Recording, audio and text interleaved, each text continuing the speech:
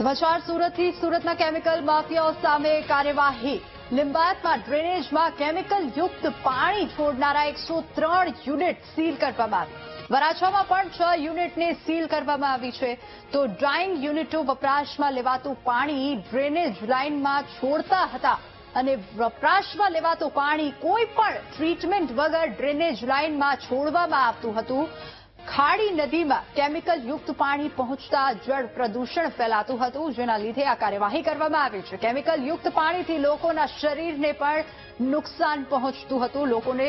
રોગચાળાનો ભય પણ સતાવી રહ્યો હતો વધુ વિગતો સાથે સંવાદદાતા ધ્રુવ ફોનલાઈન પર જોડાઈ ગયા છે ધ્રુવ આ કેમિકલ માફિયાઓ સામે કાર્યવાહી કરવામાં આવી છે શું વધુ વિગતો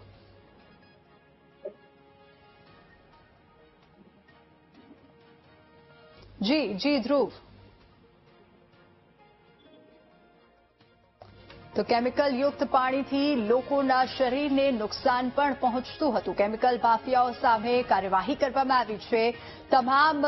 ફેક્ટરીઝને સીલ કરવામાં આવી છે ખાડી નદીમાં કેમિકલ યુક્ત પાણી પહોંચતા જળ પ્રદૂષણ પણ ફેલાતું હતું ફરી એકવાર ધ્રુવ આપણી સાથે ફોન લાઈન પર જોડાઈ ગયા છે ધ્રુવ આજે કેમિકલ માફિયાઓ સામે કાર્યવાહી કરવામાં આવી છે તેને લઈને શું વધુ વિગતો બિલકુલ સુરતને ખાડી વિસ્તારમાં જેટલા પણ વિસ્તાર આવ્યા છે ત્યાં વરાછાથી લઈને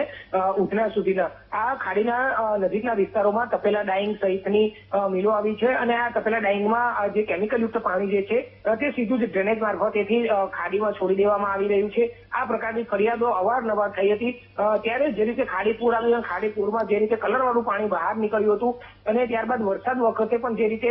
ગટરના પાણી બેક મારે ત્યારે કલરવાળું પાણી બહાર આવ્યું હતું ત્યારે સમગ્ર ભાંડો ફરી એક વખત ખુલ્લો પડ્યો હતો જેને લઈને તપાસના આદેશ આપ્યા અને હવે આ બાબતે મહાનગરપાલિકાની ટીમ જે છે તે આ વિસ્તારોમાં તપાસ કરી રહી છે જેમાં અનેક એવા ગેરકાયદેસર રીતે કેમિકલ યુક્ત પાણી ખાડીમાં મુકાઈ રહ્યું છે તેવા તમામ યુનિટોને એક પછી એક શોધીને સીલ કરાઈ રહ્યા છે વધુ મહાનગરપાલિકાની ટીમ દ્વારા પ્રકારના જે ચાલી રહ્યા હતા કેમિકલ પાણીના જે ડાઇંગ મિલ